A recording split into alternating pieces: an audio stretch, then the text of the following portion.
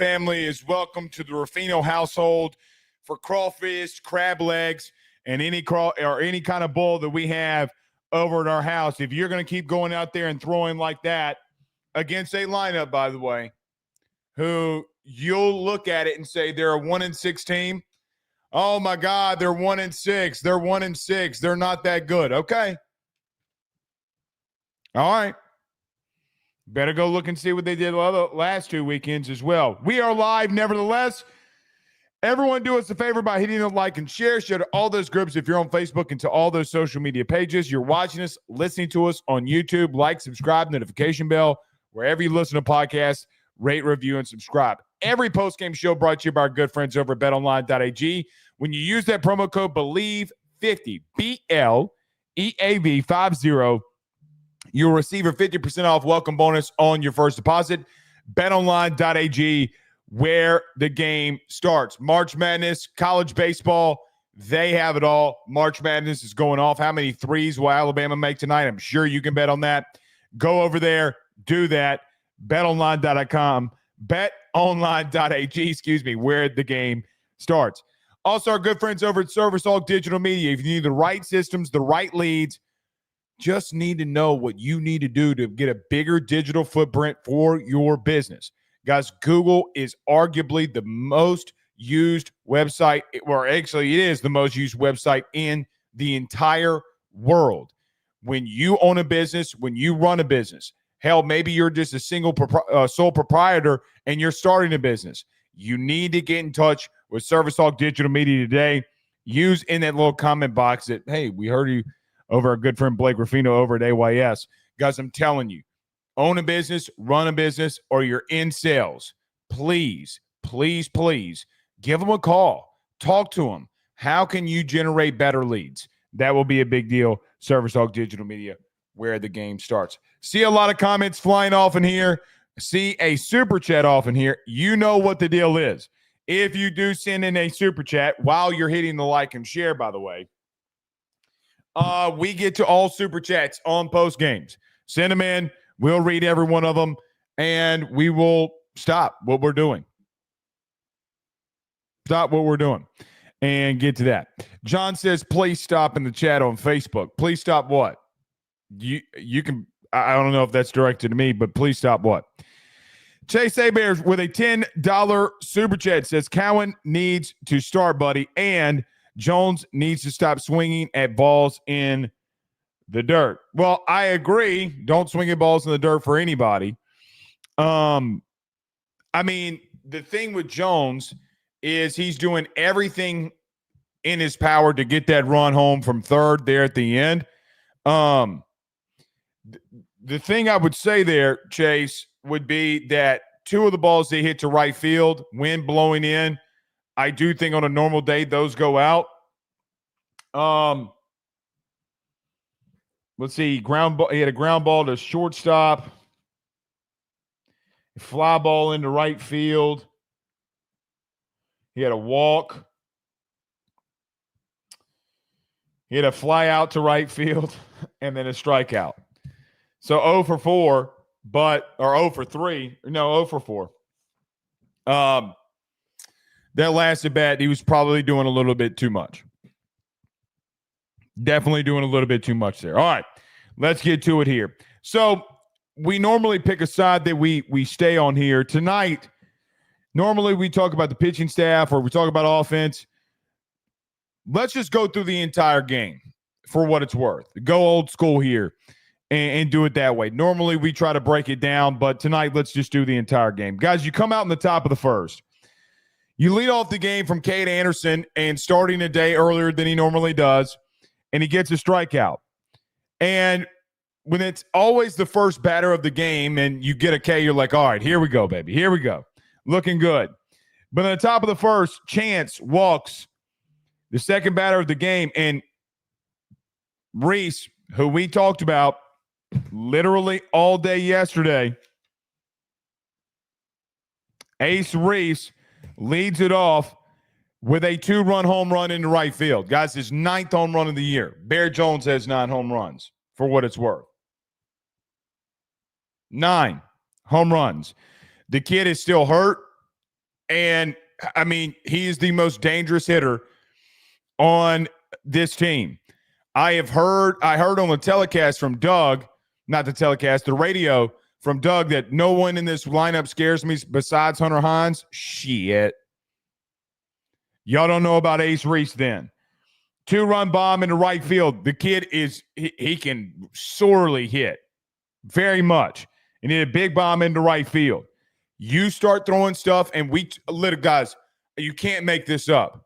You start leaving off-speed pitches in the middle of the plate, this kid is going to send them to another dimension. You throw him a slider lefty, and he sent that hoe into another dimension.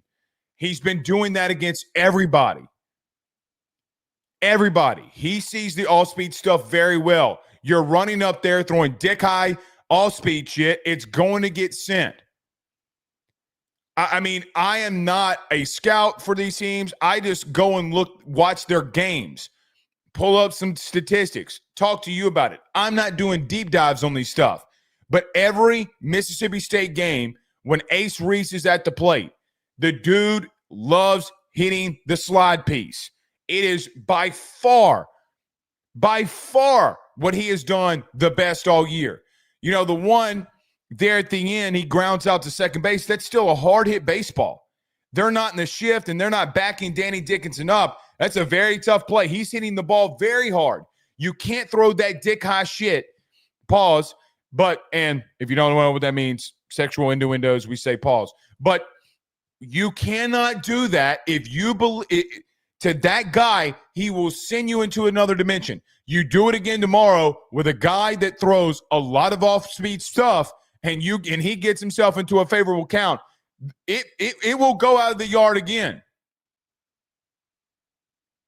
He did that to Cade Anderson in the first inning. So a quick early strike for Mississippi State when they started a kid who wasn't normally on the top of the rotation. A walk by Sullivan, which, you're down 2 runs. It's 1 out. You give up a walk after a home run. The 3 pitches later, Mississippi State does a hit and run. Ball goes through the infield into right, goes right through the four hole into right field. So you got runners on first and third. Man, that inning could have really blown up for you. It could have really been a problem for you if Cade Anderson doesn't lock down. He gets downs to strike out and gets a weak dribbler back to himself, and he gets out of the inning. So, quite frankly, with 1 out and runners on first and third, the simple fact that you got out of that inning with 2 runs might be a little bit of a miracle, but you do. LSU comes up to the plate in the bottom of the first. The first guy to the plate, as always, is Derek Curiel. With 2 strikes, he tries to bunt his way on. He's unable to do it. A ground ball. The shortstop goes Jones, and Danny Dickinson flies out into left field. Top of the second. So 1, 2, 3. You did absolutely nothing special. And a kid who, by the way, I did not bring this up on purpose last night. But Sierra, the kid that started tonight, was the one on the spot start against you last year and had the game of his life. He damn near pulled it off again here tonight, too. Top of the second, Anderson gives up a fly ball into right field, but the 9-hole hitter, Powell, right after that, tattoos one into left center field, and it's Yahtzee. We'll see you later. LSU down 3-0. Reeves comes up, the leadoff guy, strikes out, and then Chance flies out to get out the inning. So, second inning, not as bad. You're getting a strikeout, getting some fly balls there, but the 9-hole hitter from Mississippi State tees off on one, and you're down 3-0. Bottom of the second, look, this Sierra kid dealed against you again tonight. Now, maybe in a very desperate pinch, he could come in again if you need to win a game on a Saturday, maybe. He locked you down. If Sierra pitched against LSU every week, he'd be a bona fide guy because he shoved against you twice. He has shoved against you twice in back-to-back years. Pearson strikes out. Milam strikes out. Jake Brown gets a line drive single into right field. And, man, if you do not get that, you're in real trouble.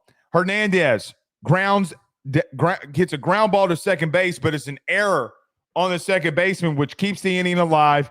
Tanner Reeves walks, Tanner Reeves would walk, but in that at bat, you would have that first third double steal that it was overturned at the plate where Jake Brown got in. Replay showed, and I agree with the overturn. He gets in. LSU finally gets on the board 3-1. Saw a lot of people saying that they did not like the first third situation with two when the count is 2-2 and you're doing a double steal. I don't mind it. Guys, you had literally in the beginning of the inning struck out. You had a line drive single by Jake Brown. Hernandez was going to roll into a ground ball or rolled into one to the second baseman. And if they don't make an error, you're out of that inning with getting nothing. I think Jay was playing the odds that this kid shoved on you last year and he shoved on you again. And quite frankly, outside of the Jake Brown hit, nothing had been touched. Nothing. You had a strikeout in the first, 2 strikeouts in the second. He's trying to generate a run there to kind of get, I guess, some pressure off or just to get a run. I don't mind that. I know that he was called out initially, but it worked. It 1,000% worked. He's trying to generate offense there, and it did work. Stanfield will hit into a fielder's choice to the shortstop. Hardly hit ball, but right at the shortstop. Anderson comes in. Man, 3 innings, 3 long balls for Anderson here. Absolutely just cannot happen. Reese, their best hitter in my humble opinion, who tattooed one on you in the first. It's a fly ball to Tanner Reeves. Sutherland hits a ground ball to second base. Danny Dickinson is there to record the out. Hunter Hines hits a ball, absolutely annihilates a ball into right field for a home run. So you go and get a run, and you're down 3-1, and you get 2 outs. And the only other guy before you start hitting the bottom of that lineup with Downs, with Stevens, with Kupp, and with Powell, the guys that are hitting sub 250 or below this season, Hunter Hines would be the only one that could touch you. I wrote the pitch sequence down. Curveball, fastball, curveball, slider, see ya. See ya. You think the kid knew off speed was coming? 100%. But he does tattoo one into right field, and that one's gone. Anderson would respond by getting a fly out to Danny Dickinson, and that would end the inning. So 3 innings, not great for Anderson. But it would get a little bit better here towards the end. Kind of. See, at bottom of the third, Derek Curiel, the electric freshman, who, gosh, man, this kid is just so special. We cannot speak about him enough. I really do. And listen, I don't want to put this on this kid. It is still very early in his career. I feel like I'm watching. I feel like I'm seeing something all over again. I don't think Curiel necessarily at the moment had the power that Dylan Cruz had when he came in. Because, I feel like we are all seeing something so special with Derek Curiel. The first inning where he struck out technically trying to lay a bunt down with 2 strikes, guys, if they're going to play him on the shift like that, I don't mind him trying it. So what? This time it didn't work. Somebody will watch that film and they'll stop playing the shift on him. I don't mind that in the first inning. I don't mind that at all. But his second plate appearance, he hits a home run into left field, back-to-back weeks where he hits an Oppo Taco in the SEC. Fantastic. Jones would fly out to right field at the warning track. Danny Dickinson would fly out to the first baseman. Pearson with a line drive single right back up the middle. Stephen Milam would hit a ball to first base to get you out of that inning. So you get a run on the very special human being that's known as Derek Curiel in the bottom of the third. Top of the fourth, Kay gave up a single. A wild pitch would advance the runners. Powell would get a sac fly into right field, and Mississippi State gets that run right back. Because every single time that Cade got some pickup, whether regardless of how the runs came, you just simply could not answer against Mississippi State and hold them to 0. You could not do it. You could not do it. And that would be the problem for Cade tonight. Now, Cade would come into the first batter in the 5th, and he would get Reese to strike out. So Jay does bring him out there in the 5th. He's hovering around 95 pitches. And you got a lefty-lefty matchup, and he strikes the guy out that started off the home run party on him, and Ace Reese. At least, I guess, in the 4th inning, he didn't give up a bomb. But, guys, you had a sub-250 lineup at the bottom of Mississippi State's lineup get a run on you. That's when you got to feast. Is when you have guys struggling at the bottom of the lineup in some of these SEC teams, you got to feast on them. You couldn't do it. You couldn't do it. So it's 5-2. And quite frankly, just not a good overall performance at all. Here's the thing with Cade Anderson that I saw from people tonight. He's allowed to have an off night for me. He's allowed to have an off night when he went up against a top 5 team in Texas and shoved it right down their throat. I have seen from the media corps that, well, let's see what you guys say about Anthony Ianson now. Guys, Anthony Ianson has an over 8 ERA in 3 P4 starts. Stop. Cade can be off. We saw Skeens be off. We've seen Nola be off. We've seen Lang be off. We've seen McDonald be off. Guys, it's going to happen. But I'm not going to make a comparison for a guy with an ERA over 8. And you come out here and say, hey, man, he's not good. Are y'all I want to curse so bad, but I'm not going to. Are we dumb? Are we dumb? Are you that like hit or miss on human beings? One's got an over 8 ERA and the other has had one bad start. Well, Blake, there have been a couple times he couldn't get out of the 5th inning. Guys, in the beginning of the season for a first-time ace, okay. Like, what are we doing? What are we doing? God, they make me so fucking mad. The truth, and we can all point it out, is tonight that Cade Anderson, when he had to go up a day from not starting on a Friday, got touched. Mississippi State is not a bad lineup. If you were with us last night, you knew that they weren't a bad lineup, and they're not going to be. Guys, they're not out of this. They're a dog backed into a corner, pun intended. They fought you tonight as tough as they could. And I guarantee you that team feels the pressure that their head coach has right now because, guys, they're talking about firing him midseason. Fans want his ass gone. Like how some of you tweeted at me tonight, and we quote tweeted you, but you wanted Jay Johnson to be on the hot seat. So dumb. So stupid. Got touched tonight. Let's see how he responds next week on the road. I have a good feeling that Cade Anderson's going to respond in a really good light. Very good light. Kid's a really good player. Really good pitcher.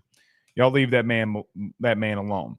But he does leave, 4 1/3 innings and gives up 5 runs. Not a great performance. Needs to do better. I think he will like he did last week. Bottom of the 4th, Jake Brown with a line drive single in the 5-hole. The shift was on. He took the ball the other way into the 5-hole. Good on Jake Brown. He starts off the game 2-2. Remember the double steal we talked about just a minute ago? Remember when Jake Brown got a single and you needed to do everything you could to generate a run, and Why are we doing the double steal? Well, because Hernandez flies out to the first baseman, Reeves grounds out to the third baseman, and Chris Stanfield strikes out. At that point, I feel like Jay was trying to generate any amount of runs. Outside of Jake Brown, the bottom of your lineup tonight, outside of Reeves there at the end, got absolutely nothing going. Connor Benj in the top of the fifth, after getting a strikeout to Reeves, would come in. He would get a ground ball from Sullivan, but he would walk the next two batters in Hines and Downs. An RBI double down the left field line would score a run. And I got to be honest, I think that this is where everybody came unglued.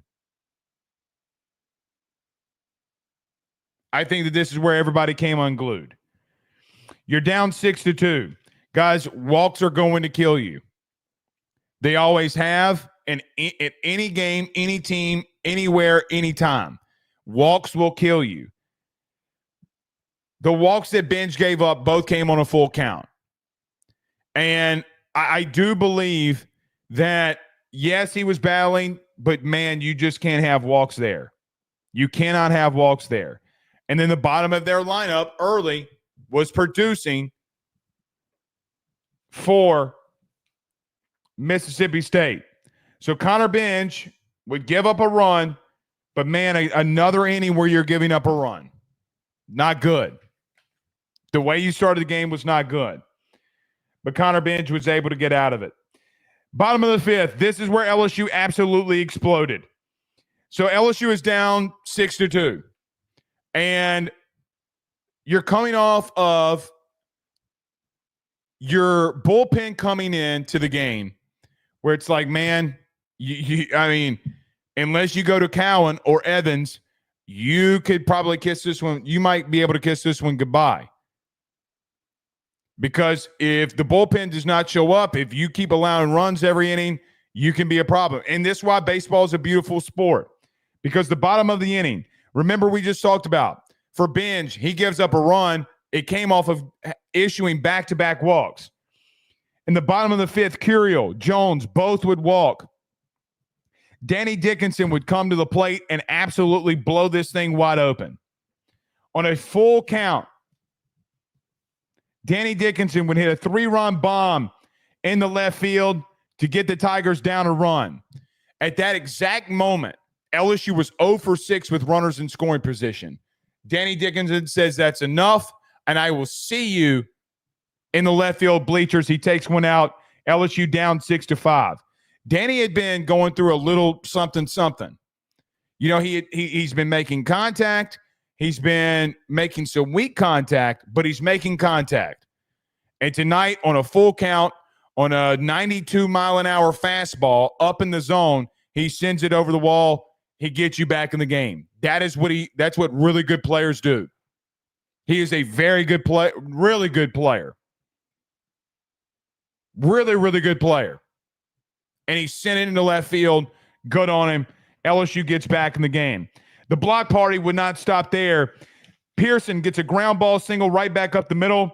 Stephen Milam from the right side against a lefty comes in when Burns, the reliever, comes in, and it's a 2-run bomb into left field.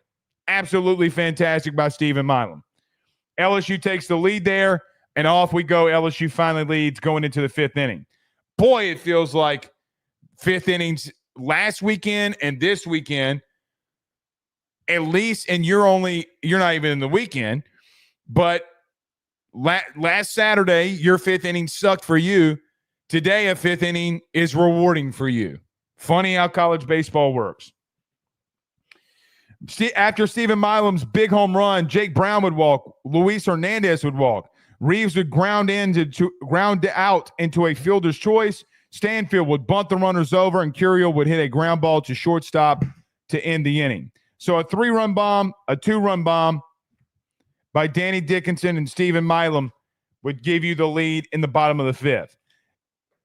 Now it gets to the fun part, because Zack Cowan comes in. And I know what you're saying. Well, Zach, we had to throw him last week too. Well, shit, guys, you're in a 1-run game right now, and every single inning you're giving up a run. You had to win tonight's game, because one of the best aces, if not to some people's opinion, we had Chris Phillips on today from SEC Unfiltered, and it was his opinion that he thought Pico Khan was arguably the best ace in potentially the entire SEC. Well, that's who you face tomorrow from the left side. So tomorrow's going to be a whirlwind in and of itself. But you bring in Zack Cowan. I agree with the move from Jay. He comes in the 6th inning and absolutely shoves.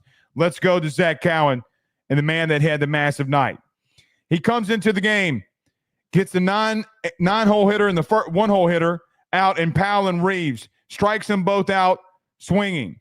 Chance gets a ground ball to the shortstop, and you go 1-2-3 in the inning. Cowan's changeup is retiring more people than AARP. He is retiring. That changeup is retiring more people than J.G. Wetworther, 877 cash now. That changeup is retiring more people than Father Time. That dude is a baller, shot caller, 20-inch blades on the Impala. Let's go to the top of the 7th. One of the only hits that he gave up on the night was to the best hitter on this team in Reese. Line drive single into right field. But that would be absolutely all that Zack Cowan would give up. A fielder's choice to Tanner Reeves gets one out. Hines strikes out, and a fly ball to Stephen Milam gets you out of the game. The top of the 8th, Zack Cowan says, good morning, good afternoon, and good night to Stevens, Cup, and Powell. He goes into the top of the 9th. Fry, pitch hitter, K. Chance, weak ground ball. I shouldn't say weak ground ball. Hard ground ball, right back to the pitcher. Hits off the glove, out number 2. And then the best hitter for Mississippi State, Reese, comes up and he gets a ground ball to Danny Dickinson to end it. Zack Cowan, hello.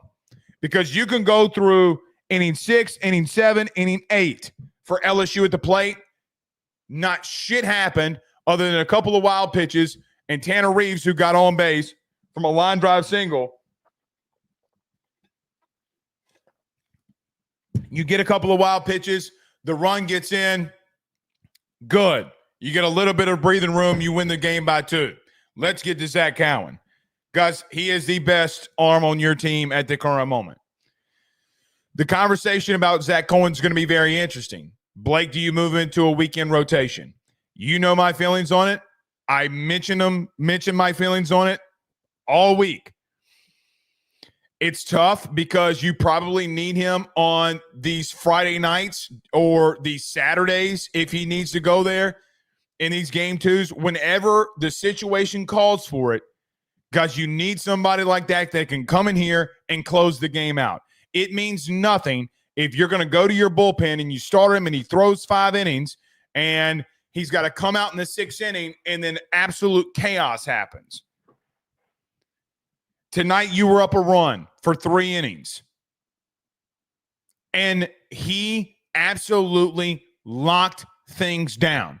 He is the best arm on your team at the current moment. He might not throw 97, 98 like he's Shea Shores or 100 like Jacob Myers was hitting against Texas last week.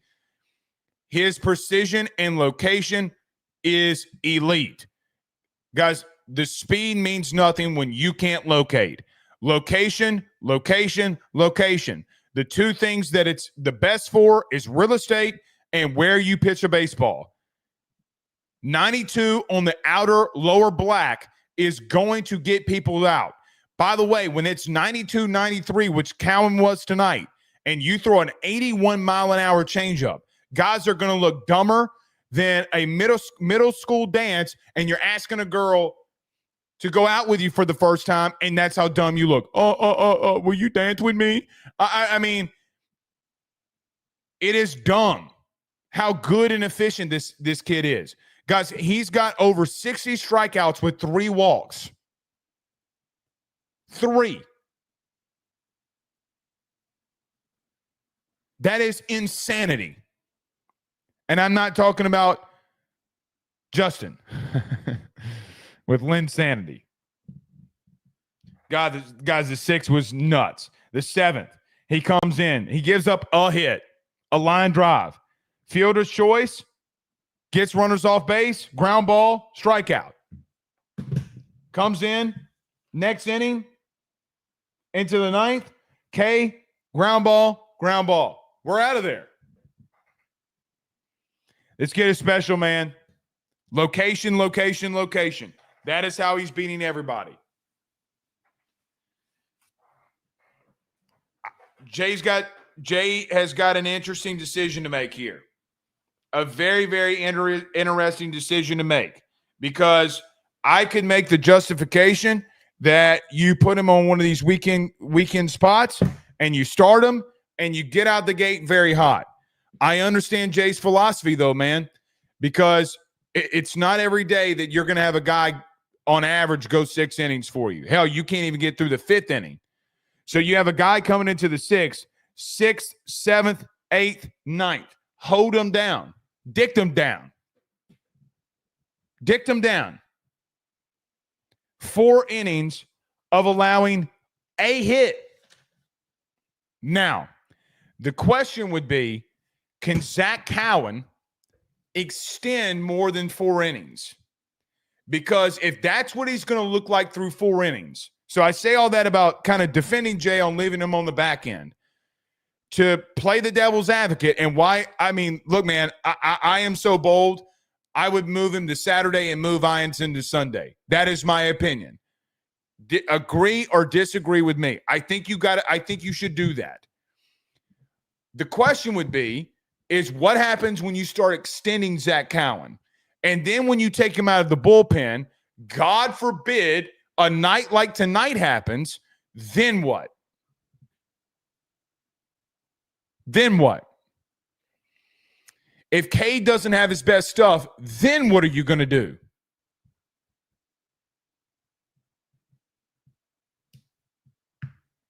That is the question. You can only go to Case and Evans so much. Do you go to Chase Shores? Because he would be in that Sunday role. He'd be out of that Sunday role. You're going to go to Chase Shores when you keep giving up runs every inning.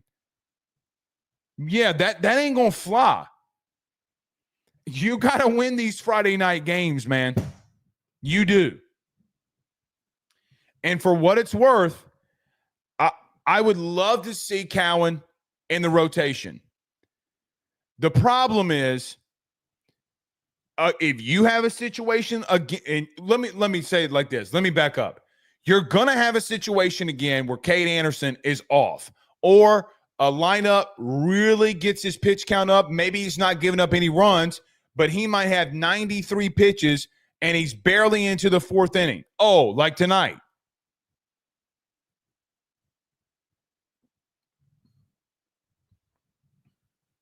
Exactly like tonight. Just imagine that he doesn't give the home runs up and he gives up a couple of line drives. Maybe he gives up a run or two and his pitch count is up. What do you do? It is a very, very tough decision to make, and it's not why I get paid the big bucks. It's a big decision. It's a big decision to make. It's a great discussion to have, but here's the other thing. If you dominate and you keep winning these Friday night games, you're 3-0 in Friday night games, in game ones.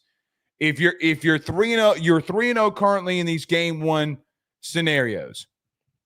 Texas, Missouri, Mississippi State. The question becomes, if you can't capitalize or do what you need to do on Saturdays and Sundays, then you might have your decision. For me, I would like to see him extended on a Saturday. One Saturday, I just want to see him extended. Here's the good thing about the season, though. You get into a situation where you get into postseason play and you need a spot and you need a starter and he's not coming out. Like, you get into a regional and you don't play a good opponent and you don't have to go to him. Shit. I mean, it's a good place to be, but at the same time, these Saturdays and Sundays, let's see how this weekend pans out. But outside of that 5th inning, LSU gets a run because of a line drive single and a couple of wild pitches that gets Tanner Reeves in. You did nothing at the plate. I mean, the 6th inning, fly out, ground ball, fly out, strike out, fly out. And only one was to the warning track. I mean, Bear Jones's was to the warning track. Then in the 8th, line drive single, wild pitch, bunt, or wild pitch, bunt, wild pitch, KK.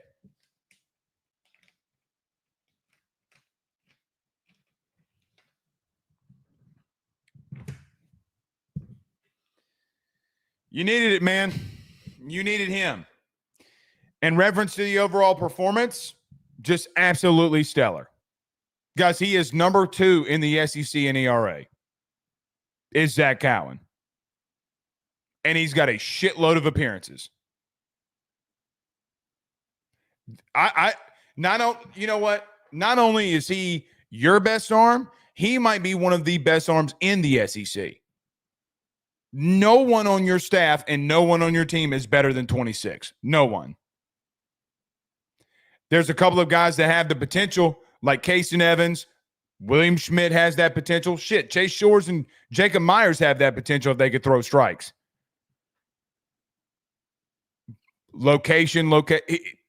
Guys, him locating is by far, he has some of the best command that I've ever seen. And I'm dead ass. When you locate it where you need to, kid is deadly. So I do think clearly he's out for the weekend. And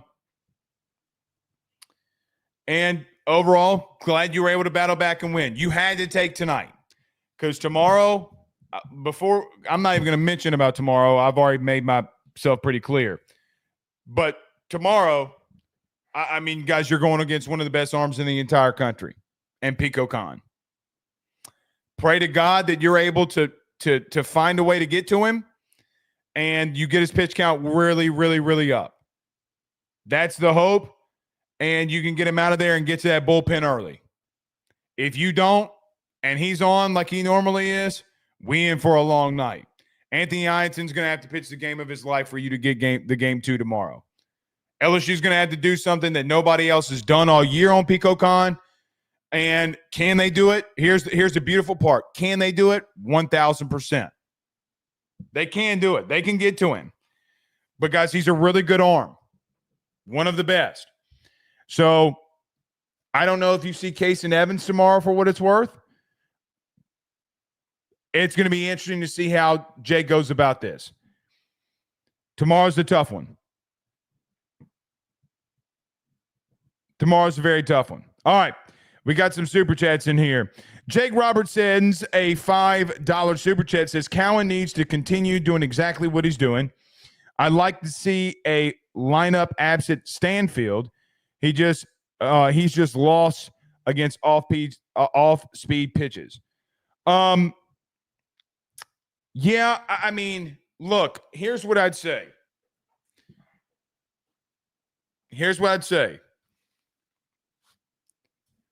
I don't disagree with that.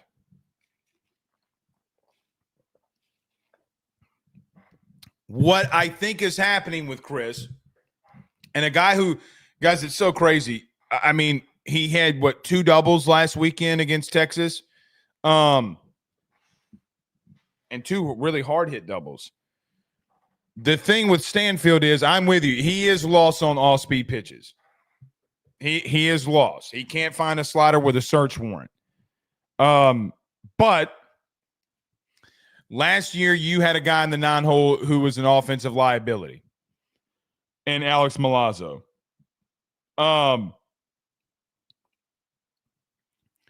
If you're going to have a really good defender and you play him up the middle, whether it be at 2, 4, 6, or 8, I might be all right with that. The even numbers, any one of them can be a defensive guy that you really like and you put in that 9-hole. Listen, I don't think Jay's going to change it up.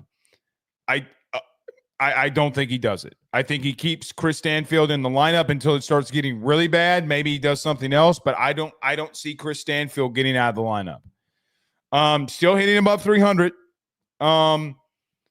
Has not produced very well in these Friday night situations.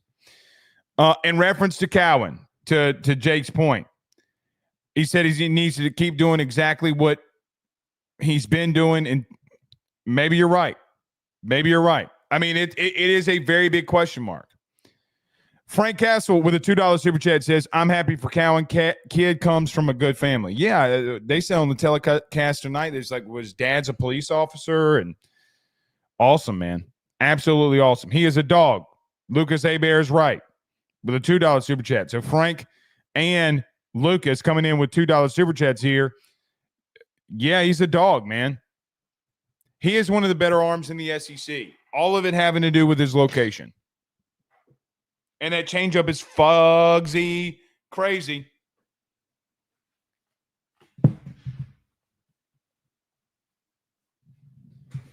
It's insane. By the way, don't lose a lot of weight because your shorts don't fit and it's not fun.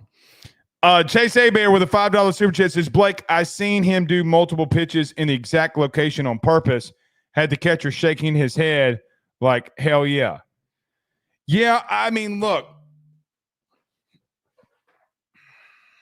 Cowan was on one. And what's crazy is last year against, and this is why you know that he can be extended. The reason you know that he can be extended is because he threw 110 innings last year for Wofford. Again, though, it's a double-edged sword with him. It's a double-edged sword in the sense of that if you get in a situation where tonight happens, and it will happen again, that Kate is off, where do you go? Guys, getting that game one win always is beneficial. Now, it wasn't beneficial for you last weekend, but historically, it's going to be very beneficial for you. Go get game one win. And for tonight specifically, if you're just talking about a tonight game, it was the perfect place for him to be. Perfect place for him to be. Guys, they didn't do shit. Literally did not do shit. Let's see how many guys he faced. So he faced 1, 2, 3, 4, 5, 6, 7, 8, 9, 10. Let me make sure I got that right. And 1, 2, 3, 4, 5, 6, 7, 8, 9, 10, 11, 12, 13. I knew I missed an inning.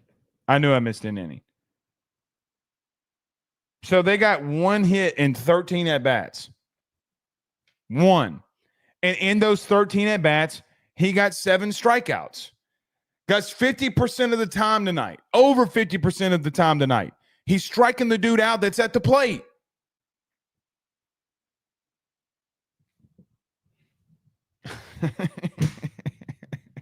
That's so dumb, dude. God, it's so dumb. Doug No says, Cowan having to come in on game one is a problem. No trust or faith in the pen. He's a Saturday or Sunday starter easily. He just liked us at Wofford. No, it's no trust in the pen. Doug No sends a $5 super chat for people on the audio. Do I think it's a problem? No. Doug, I'm going to push back on one thing. I don't think it's a problem if you can bring in if you got in the same scenario again and you bring in Case and Evans tomorrow, I don't think it's a big deal. Where I think it's a big deal is they have one of the best pitchers in the country that you got to go up against tomorrow. More or less, I don't think it has – this is my pushback. I don't think as much as it's got to do with the pen, as much as it's got 1,000% to do with you're trying to get the win for today and let tomorrow's problems be tomorrow's problems. Don't worry about tomorrow's game when you got to win today's. Now, I understand as a head coach, you got to worry about the series. And Jay did that last weekend, and a lot of you called him dumb for it.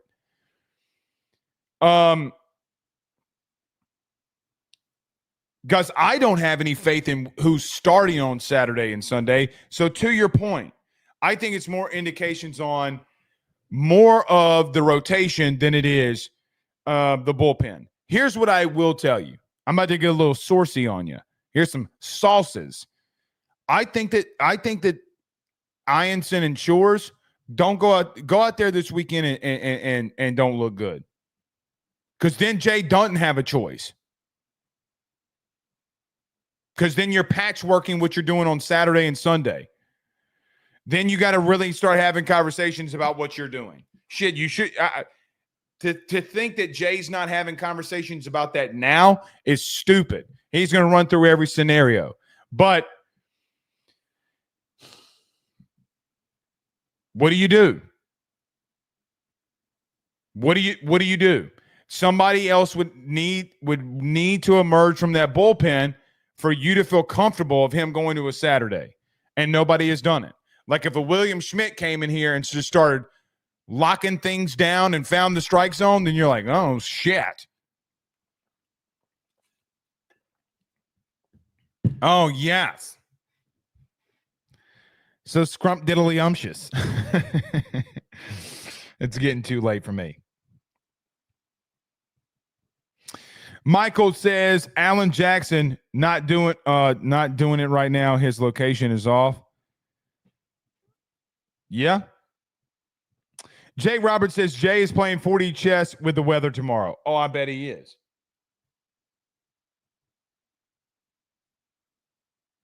I bet he is. His thing said no time. So 8-6 Tigers, no time. Like, because he normally says see you tomorrow. He says see you tomorrow night. But he says no time. I think that could mean too that there's no time on the clock, that you got to prepare for every inning. But maybe, I mean, the weather's supposed to be bad tomorrow, is it not?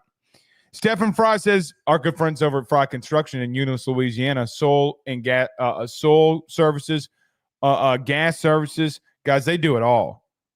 They haul, they do everything. Our good friends over at Fry Construction in Eunice, Louisiana, 337-457-5100. Damn, Stephen, I know y'all's number better than I know my own wives. I know Fry Construction's number better than I know my wife's number. It's when you know it. You know it. Stefan does say, I just know Jay is trying to start this game an hour before the rain hits to burn Mississippi State's starter in the second.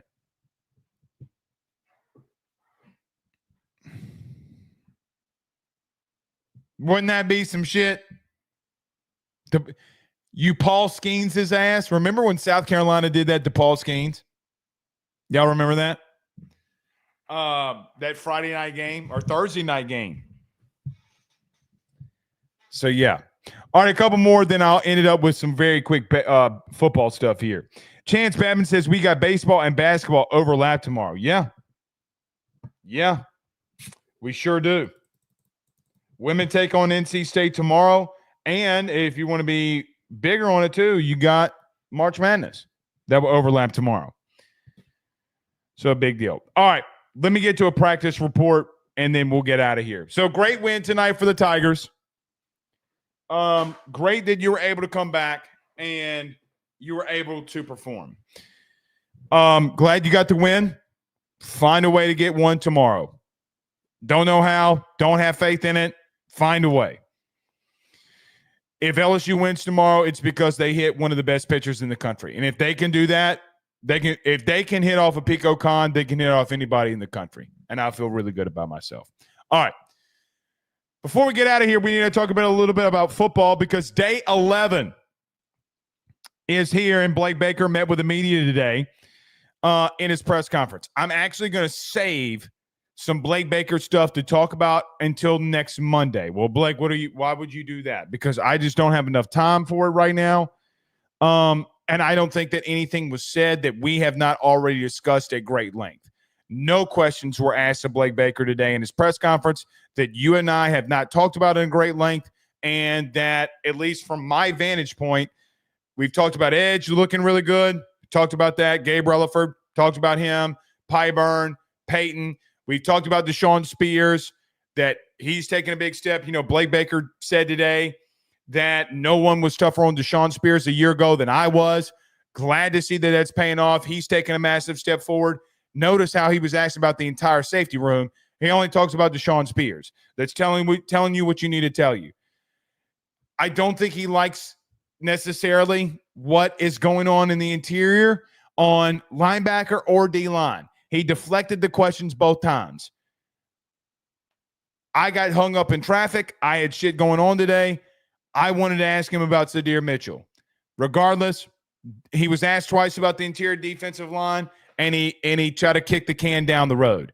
I think LSU goes into the portal for a DT if it makes sense and if they feel like that they got the right numbers to be able to do it, right? So if they got the numbers there, then, and I mean numbers from NIL, then I think that they were going to do it. In reference to today's practice, Brian, let me start off with this. Today's practice was not good at all. The reason I don't want to spend a lot of time on this is because you have 18 to 21, 22-year-olds that are about to go on spring break, and I feel like that what Brian Kelly said in his press conference, hey, the practice on Saturday, the practice on Monday that we were supposed to have this spring, we're pushing it until after the televised spring practice, which normally would have been the spring game. We're going to have 2 practices after the televised practice that we'll have in Tiger Stadium. Today was dog water.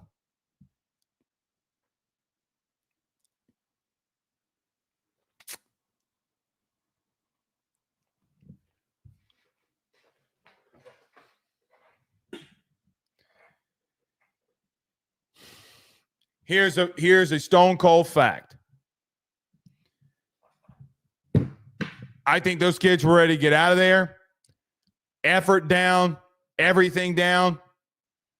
The media's kicked out of team period. I start making calls, and all of a sudden, your offense getting their outright ass whooped again in the interior offensive line. Your quarterbacks, both of them, making bad decisions. Michael Van Buren and Garrett. Both of them. Dog water. Listen, I know that y'all are on my ass, and y'all always are. Who gives a shit? I know y'all are on my ass about being too negative. Let me tell you one damn thing. That's bullshit. I'm being real with you. Based off of what you call me a negative Nancy, negative Tiger, whatever the fuck you want to call me. I don't give 2 Rudy Poos. I'm telling you what I know. I've been around football my entire fucking life. They are wasting reps in some instances this spring. That is a fact. Is it driving me nuts? Yes, Blake, it's just spring football. Guys, you have 4 new offensive linemen. You have 3 new defensive linemen. You have a new safety. You are a new linebacker. You have 2 new safeties that you're starting. You have 2 new corners that you're starting. You have 2 new receivers that you're starting. By the way, you cannot run the ball. And we waste our time going out there and getting half-hearted effort.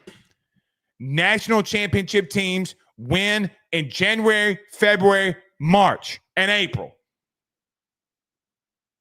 When you get it, bro, Blake, if you don't believe me, I said that last night in our show.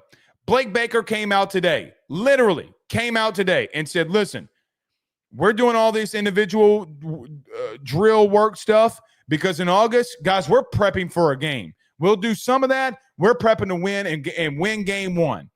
No shit. No shit.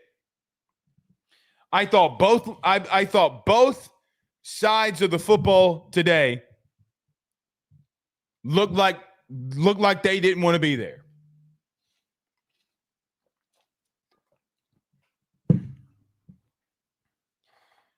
Your head coach told you as much when he said, you know what, F it. We ain't having a practice the Saturday before spring football, and we're not having it on Monday coming out of it. Wash your hands of it. Go have a good week. Take a break. We'll see you when you come back. And you were out there just twiddling your thumbs.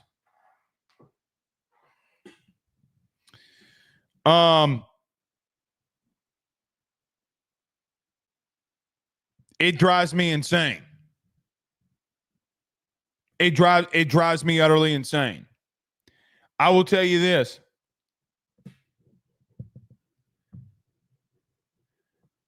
I think some heads are going to roll in reference to leadership in reference to this locker room. And the horseplane's got to stop, man. You know, we were out there one day that it rained and everybody's like, man, let's go inside. Soft as shit.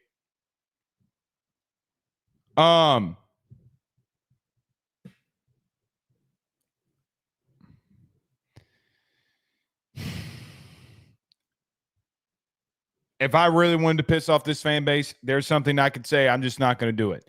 Because Clemson ain't going to play around with you. That's what I'll say. They ain't going to play around with you. Go ahead and horse around out there if you want to. But I ain't wasting my time on it. All right. $2 super chat from Chase Abear says, that's why we lose game 1 every year. I agree. I vehemently agree. It 1,000% is why you do it. It's not from everybody. Because I will tell you, offensively, you better get some leadership and you better get it quickly. Let me tell you what I've seen with my own eyes. This is 100% what I've seen with my own eyes. On day 1, I saw that if you went half-ass on the defensive line, when you came to the sideline or you got done with the drill, 44 was going to be there in your shit. I don't know if Jack Pyburn will ever be a legend or legacy. None of it. I don't know if he's going to be a great player. I don't know any of that. I think he can be, right? Like, I think Jack Pyburn will be a really good player for you. That's not what's blowing me off the charts right now in reference to him. Don't go hard in the drill and see what happens. Brother, hands will be thrown. Y'all, like, I am not playing this as a game. I'm not joking about that shit at all. And it's made them all better. It's made them all better. It's not at every position. I'll be real with you. It's on one side of the football.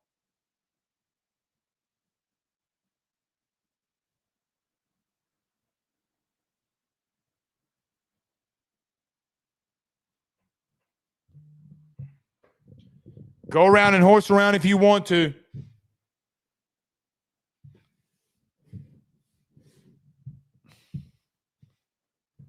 Call me, tell me, tweet me, put it in the comments that Blake's just on one of his stupid shit again. All right. Who wants to put some money on some shit? It's the only way I can get through to people. Let's bet it then.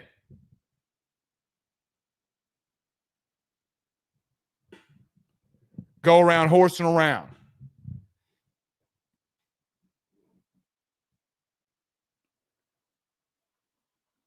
And I'll say this because I know this will come. BK needs to chew their ass. See, there it is, Christian. Oh, buddy. Izzy. Oh, buddy, Izzy. This does not get fixed by the coaching staff. I'll be blunt. This shit does not, LSU has lacked true leadership. For real. They did last year, and on offense, I think they're doing it again this year. I don't see the leadership. I see horsing around and playing around. And there's some shit that went on today that it's complete dog shit. Fine. So this only gets fixed by if a player does it. And everybody starts leading from that. All right. Grimes says Blake got them crazy eyes. Grimes, I'm just telling you. Y'all think I'm fucking crazy. They think I'm crazy. You all right? Okay. Last time y'all called me crazy, Jaden won the damn Heisman. When I was like this. I'm telling you, I know what I'm seeing, bro. I know what I'm seeing. Go ahead and play around if you want to. Clemson whacks your damn ass and you ain't going to be funny. Blake ain't going to do that, man. They ain't going to do that, man. I can hear y'all right now. Ain't going to happen, bro. Ain't going to happen, bro. Bullshit. They'll pull your pants down, pull their belt off, and stop whipping that ass.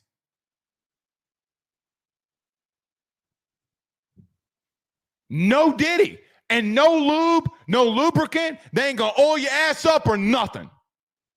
They're going to raw dog your ass.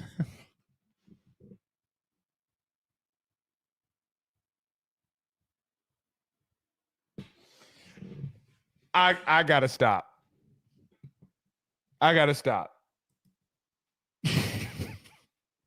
Ain't no walking back from that one. But I am serious. I'm not seeing the leadership offensively.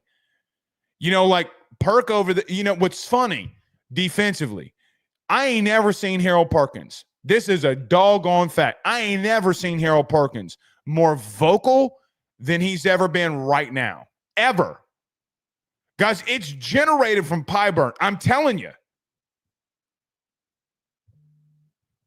F up in a, go half speed in a drill. See what happens. See what happens. See what happens. Hands will be thrown, my guy.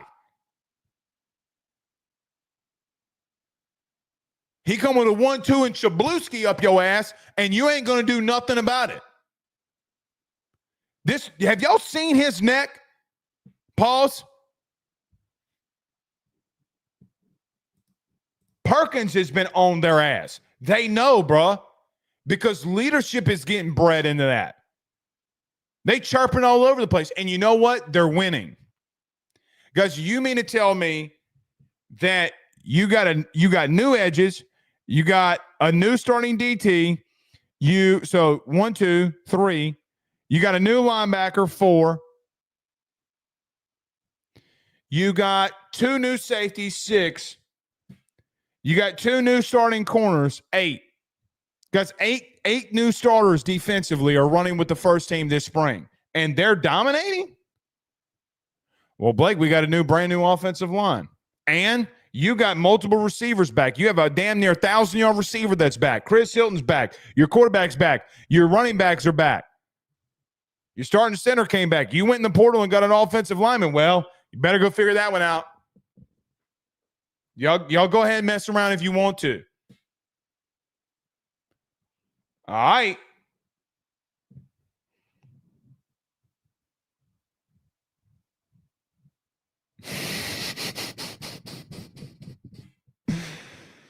Ain't no walking back from that one.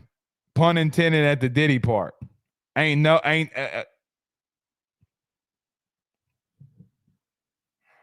telling you. Y'all better immerse yourself in who the hell Antonio Williams is from Clemson. Y'all better go right on ahead. Y'all better go right on ahead. Y'all go out there and mess around if you want to. DJ Pickett, phenomenal. Phenomenal day today. DJ Pickett, corner edge. I ain't worried about it right now. I could have a worry about them right now. Are they still going to get beat? You got a young DB, yeah. Jakeem Jackson's never started. Mansour Delane's been really good. I'm good with them there. This spring has been dominated by one side of the football, and it ain't close. Leadership, off-the-field intangibles, on-field play. I mean, everything that they've done, they've won. Offense better get – and listen, could that shit change in August? Guys, we've seen it happen all the time. By the time you come August, well, Blake, what's going on? Well, shit, this offense had a good offseason. They took May, June, July, and they said, shit, if I know it. Shit, if I know it. I'm going to go out there and I'm going to do something about it, and we're going to get better. They better be throwing to each other, blocking schemes by themselves, doing it every day. They are not ready. And, Blake, they shouldn't be ready in spring. You damn right they shouldn't be ready in spring. Shouldn't be right where they're at right now, though. Shouldn't be there. I'm out of here. We'll see y'all tomorrow. Postgame. Peace.